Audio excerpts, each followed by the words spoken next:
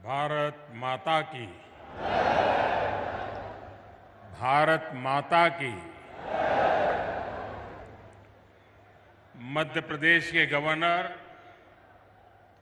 श्री मंगूभाई पटेल, मुख्यमंत्री भाई शिवराज जी,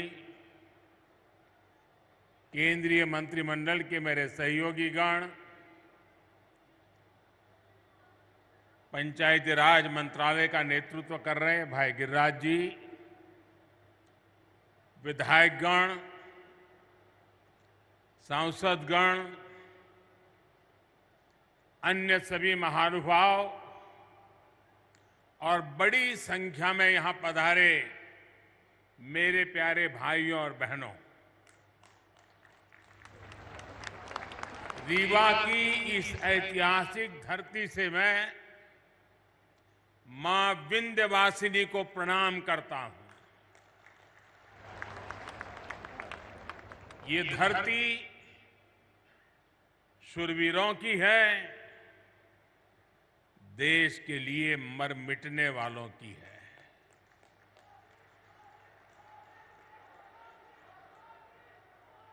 मैं अनगिनत बार रीवा आया हूं, आपके बीच आया हूं और हमेशा मुझे आपका भरपूर प्यार और स्नेह मिलता रहा है। आज भी इतनी बड़ी संख्या में आप सभी लोग हमें आशीर्वाद देने आए हैं। मैं आप सभी का हृदय से आभार व्यक्त करता हूं। आप सभी को देश की 2.5 लाख से अधिक पंचायतों को राष्ट्रीय पंचायती राज दिवस की बहुत बहुत शुभकामनाएं। आज आपके साथ ही 30 लाख से ज्यादा पंचायत प्रतिनिधि भी हमारे साथ वर्चुअली जुड़े हुए हैं। ये निश्चित रूप से भारत के लोकतंत्र की बहुत ही सशक्त तस्वीर है। हम सभी जनता के प्रतिनिधि हैं। हम सभी इस देश के लिए, इस लोकतंत्र के लिए समर्पित है। काम के दायरे भले ही अलग अलग हो, लेकिन लक्ष्य एक ही है, जन सेवा से राष्ट्र सेवा। मुझे खुशी है कि गांव गरीब का जीवन आसान बनाने के लिए जो भी योजनाएं केंद्र सरकार ने बनाई हैं, उन्हें हमारी पंचायतें पूरी निष्ठा से जमीन पर उतार रही है। भाई और बहनों, आज यहां ई ग्राम स्वराज और ई ग्राम पोर्टल को मिलाकर जो नई व्यवस्था लॉन्च की गई है, उससे आपका काम और आसान होने वाला है। पीएम स्वामित्व योजना के तहत भी देश के 35 लाख ग्रामीण परिवारों को प्रॉपर्टी कार्ड दिए गए हैं। आज मध्य प्रदेश के विकास से जुड़ी 17,000 करोड़ रुपए से अधिक की परियोजनाओं का शिलान्यास और लोकार्पण भी हुआ है। इसमें रेलवे के प्रोजेक्ट्स हैं, गरीबों को पक्के घर के प्रोजेक्ट्स हैं, पानी से जुड़ी परियोजनाएं हैं, गांव गरीब का जीवन आसान बनाने वाले, रोजगार का निर्माण करने वाले इन प्रोजेक्ट्स के लिए भी मैं आप सभी को बहुत बहुत बधाई देता हूं। साथियों, आजादी के इस अमृत काल में हम सभी देशवासियों ने विकसित भारत का सपना देखा है और उसे पूरा करने के लिए दिन रात मेहनत कर रहे हैं। भारत को विकसित बनाने के लिए भारत के गांवों की सामाजिक व्यवस्था को विकसित करना जरूरी है। भारत को विकसित बनाने के लिए भारत के गांवों की आर्थिक व्यवस्था को विकसित करना जरूरी है। भारत को विकसित बनाने के लिए भारत के गांवों की पंचायती व्यवस्था को भी विकसित करना जरूरी है।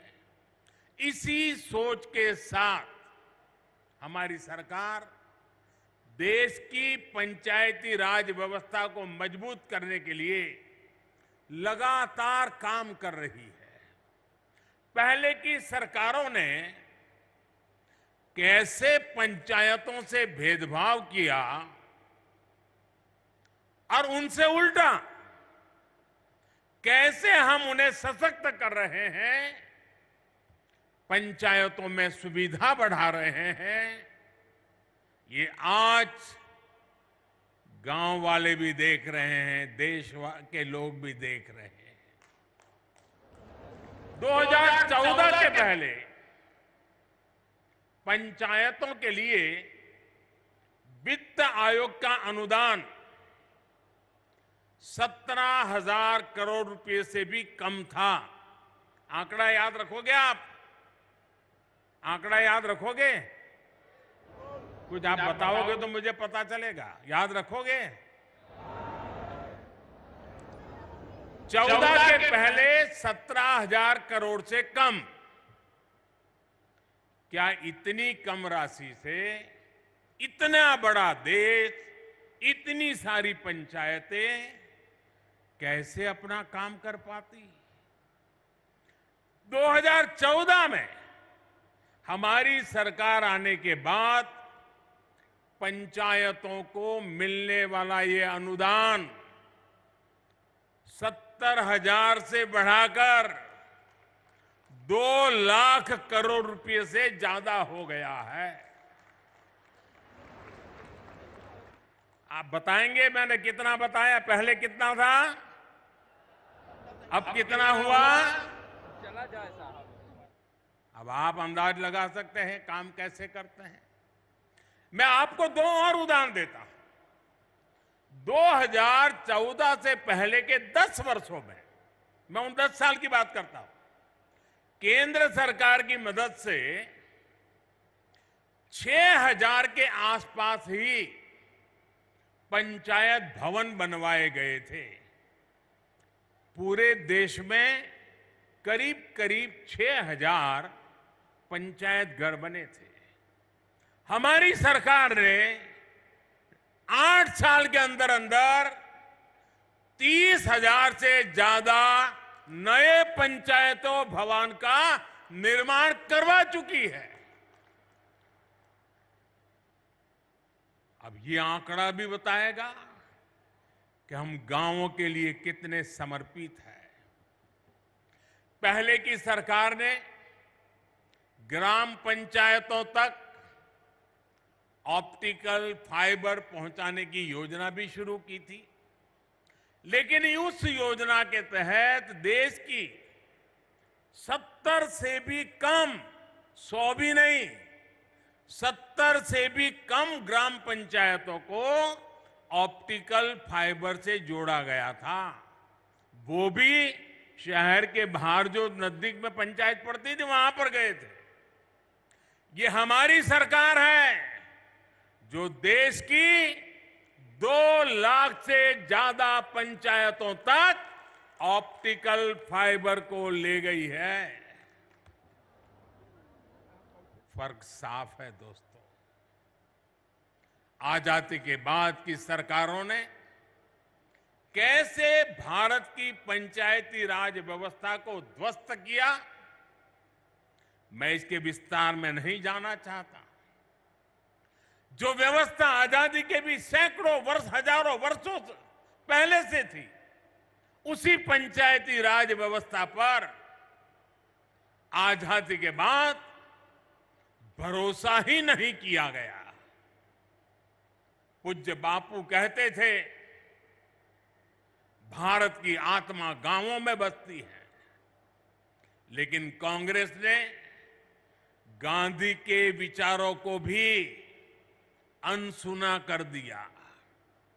90 के दशक में पंचायती राज के नाम पर खानापूर्ति जरूर की गई, लेकिन फिर भी पंचायतों की तरफ वो ध्यान नहीं दिया गया जिसकी जरूरत थी।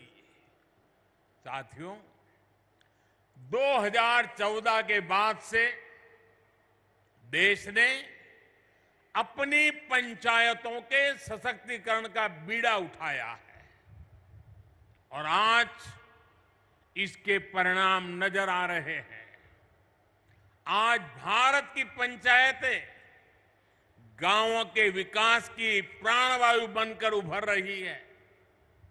ग्राम पंचायतें गांव की आवश्यकता के अनुसार गांव का विकास करें, इसके लिए ग्राम पंचायत विकास योजना बनाकर काम किया जा रहा है।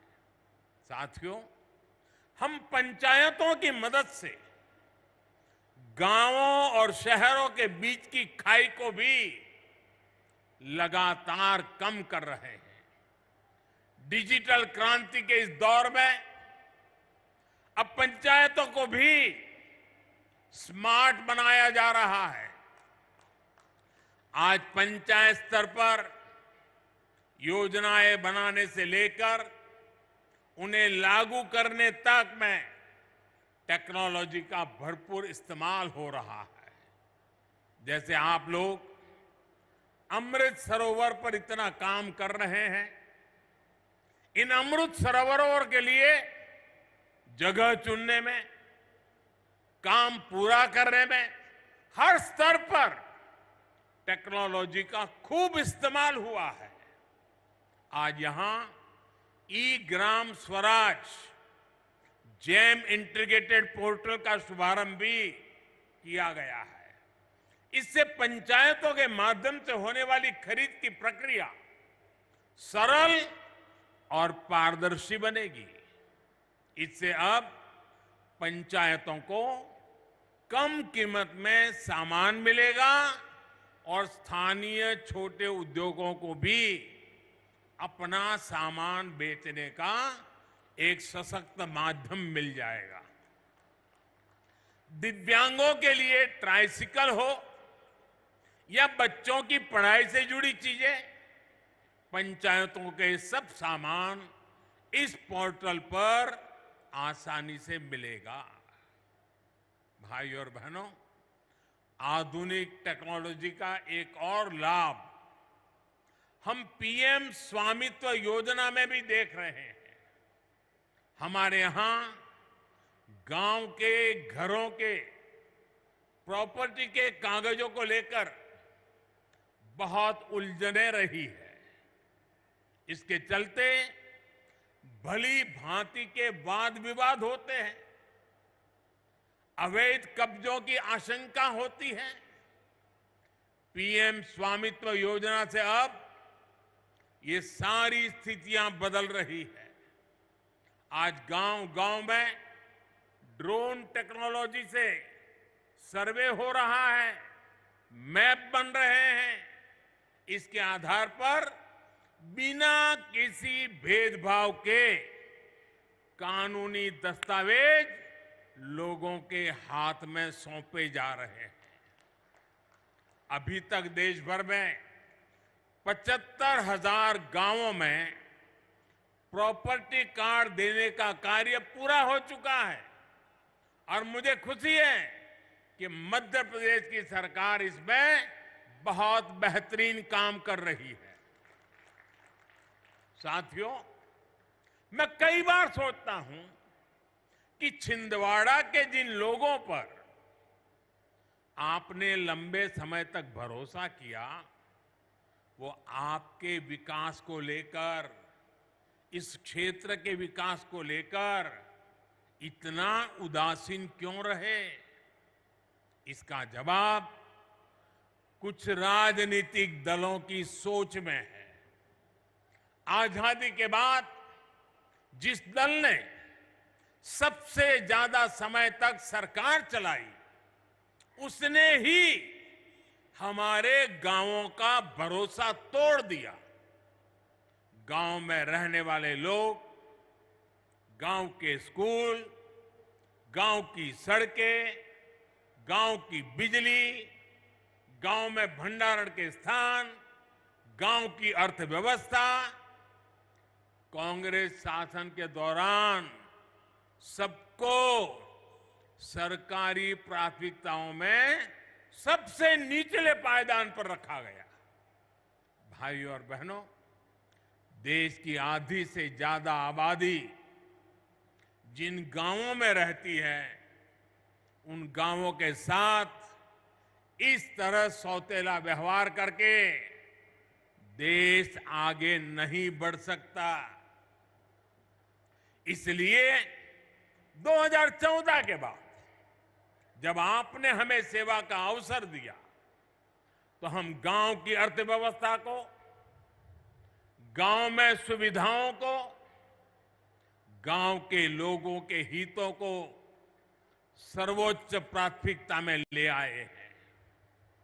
उज्ज्वला योजना के तहत जो 10 करोड़ गैस कनेक्शन मिले, वो गांव के लोगों को ही तो मिले हैं। हमारी सरकार में गरीबों के जो देश भर में 4.25 करोड़ से भी अधिक घर बने हैं, उसमें से 3 करोड़ से अधिक घर गांव में ही तो बने हैं। और इसमें भी बड़ी बात यह है कि इन ज्यादातर घरों में मालिकाना हक हमारी बहनों, बेटियों, माताओं का भी है। हमारे यहां एक ऐसी ट्रेडिशन चली, घर हो तो पुरुष के नाम पर, दुकान हो पुरुष के नाम पर, गाड़ी हो पुरुष के नाम पर, खेत हो पुरुष के नाम पर, महिलाओं के नाम पर कुछ होता ही नहीं था। हमने ये रिवाज बदला है और मालिकाना हक हमारी माताएं, बहनें, बेटियां बने। साथियों, भाजपा की सरकार ने देश की करोड़ों महिलाओं को घर की मालकिन बनाया है। और आप जानते हैं, आज के समय में पीएम आवास का हर घर लाख रुपए से भी ज्यादा कीमत का होता है। यानी भाजपा ने देश में करोड़ों दीदी को लखपति दीदी बनाया है। मैं इन सभी लखपति दीदियों को प्रणाम करता हूं। आप आशीर्वाद दीजिए कि देश में और कोटि-कोटि दीदी भी लखपति बने, इसके लिए हम काम करते रहे। आज ही यहां 4 लाख लोगों का उनके अपने पक्के घर में गृह प्रवेश हुआ है। इसमें भी बहुत बड़ी संख्या में लखपति दीदी बन गई है। मैं सभी को बहुत बहुत बधाई देता हूं। साथियों, पीएम सौभाग्य योजना के तहत जिन 2.5 करोड़ घरों में बिजली पहुंची, उनमें से ज्यादातर गांव के ही घर हैं। गांव के रहने वाले मेरे भाई बहन हैं। गांव के लोगों के लिए हमारी सरकार ने हर घर जल योजना भी शुरू की है। सिर्फ 3-4 साल में इस योजना की वजह से देश के 9 करोड़ से अधिक ग्रामीण परिवारों को घर में नल से जल मिलने लगा है। यहां एमपी में भी गांव में रहने वाले सिर्फ 13 लाख परिवारों तक नल से जल पहुंचता था। पहले की बात करता हूं। आज एमपी के गांवों में करीब करीब 60 लाख घरों तक नल से जल पहुंचने लगा है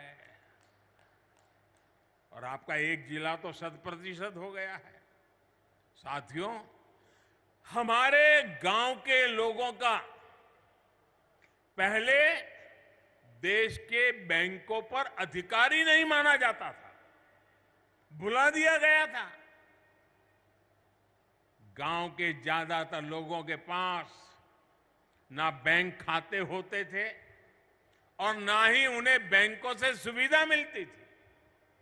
बैंक खाता ना होने की वजह से सरकार जो पैसा गरीबों के लिए भेजती थी वो भी बीच में ही लूट जाता था। हमारी सरकार ने इसे भी पूरी तरह बदल दिया है।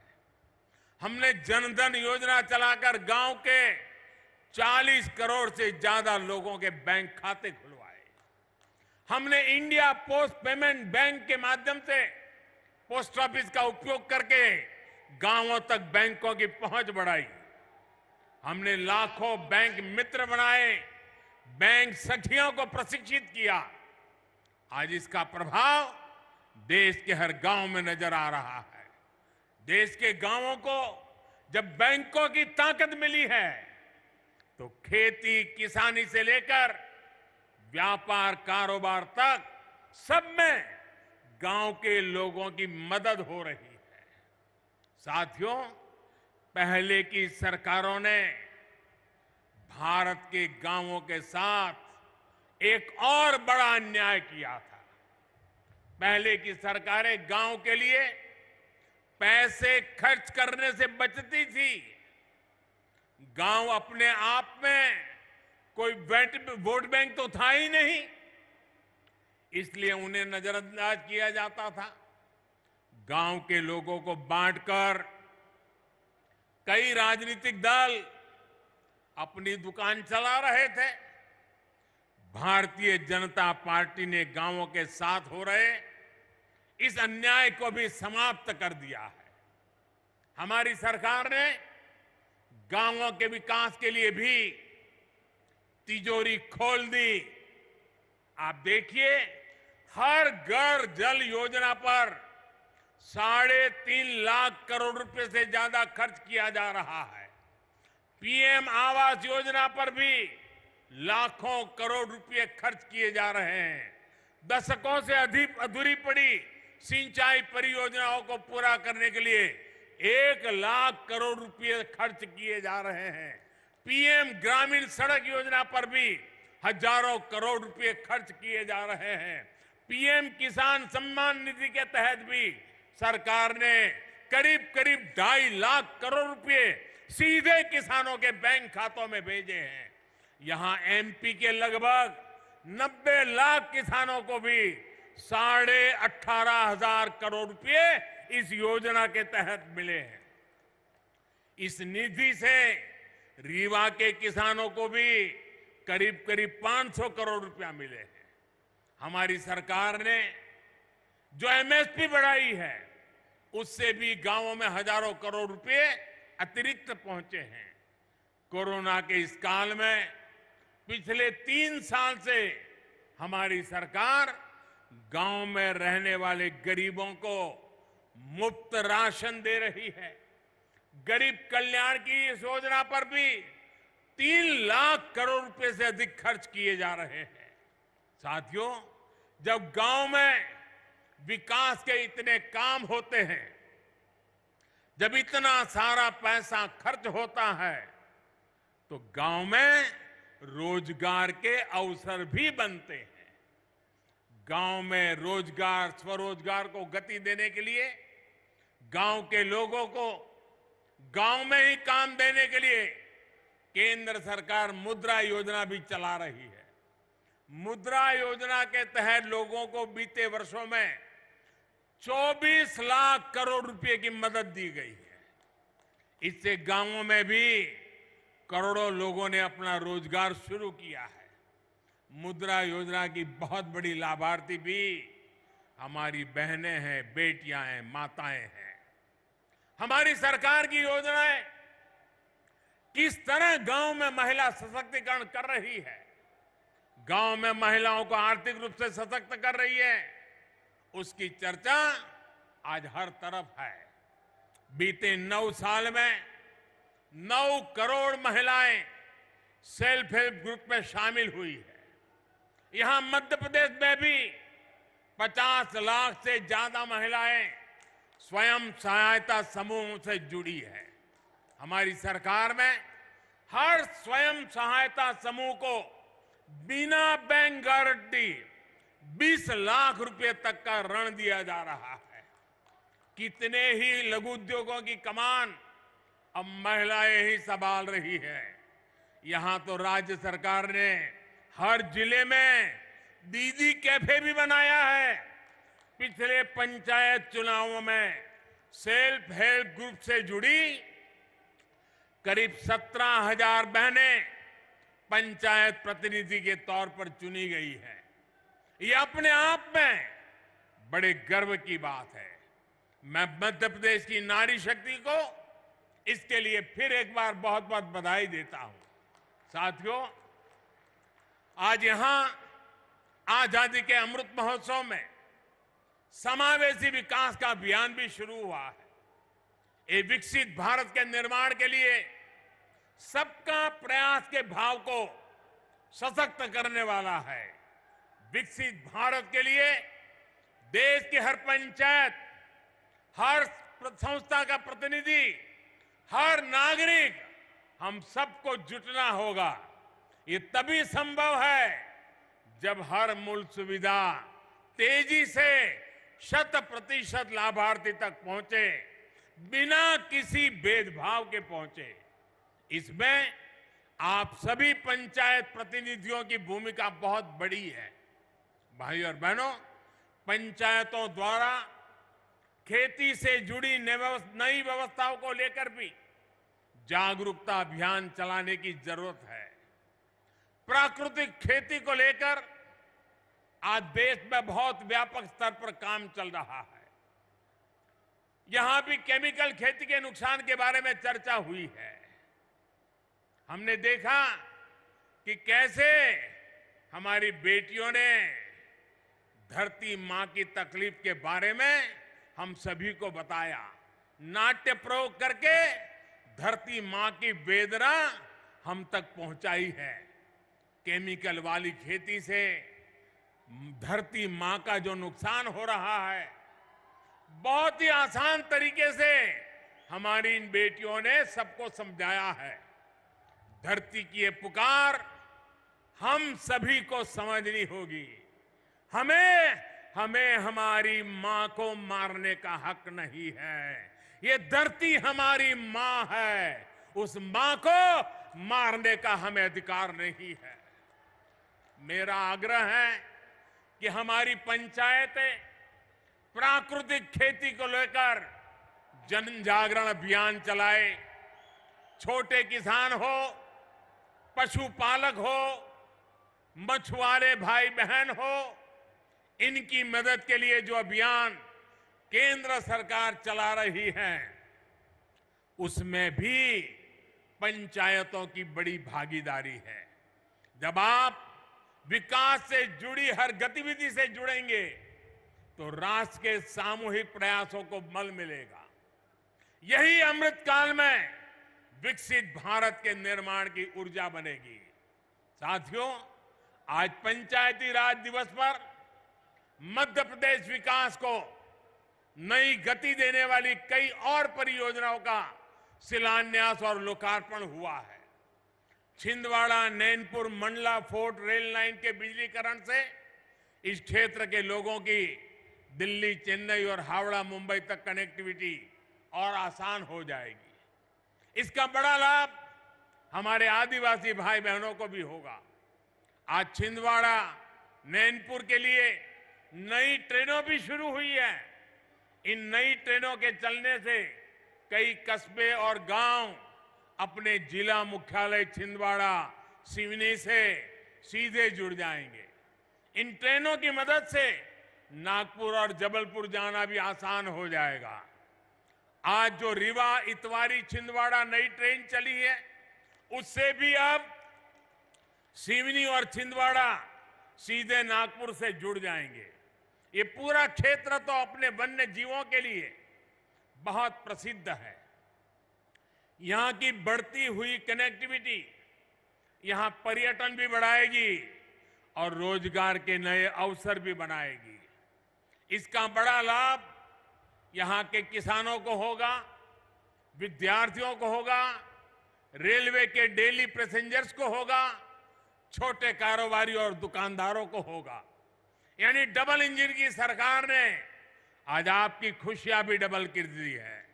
साथियों, आज मैं आपका एक और बात के लिए आभार व्यक्त करना चाहता हूं। अभी शिवराज जी ने बड़े विस्तार से वर्णन किया कि इस रविवार मन की बात के 100 एपिसोड पूरे हो रहे हैं। आप सभी के आशीर्वाद, आप सभी के स्नेह और आपके योगदान की वजह से ही मन की बात आज इस मुकाम तक पहुंचा है। मध्य प्रदेश के अनेकों लोगों की उपलब्धियों का जिक्र मैंने मन की बात में किया है। यहां के लोगों की लाखों चिट्ठियां और संदेश भी मुझे मिलते रहे हैं। इस बार रविवार को मन की बात में फिर आपसे मिलने के लिए मैं भी बहुत इंतजार कर रहा हूं, क्योंकि सेंचुरी है ना, और हमारे यहां तो सेंचुरी का जरा महत्व ज्यादा ही होता है। आप हर बार की तरह रविवार को अवश्य मेरे साथ जुड़िएगा। इसी आग्रह के साथ मैं अपनी बात समाप्त करता हूं। एक बार फिर आप सभी को पंचायती राज दिवस की अनेक अनेक शुभकामनाएं देता हूं। बहुत बहुत धन्यवाद। भारत माता की, भारत माता की, भारत माता की। बहुत बहुत धन्यवाद माननीय प्रधानमंत्री श्री नरेंद्र मोदी जी।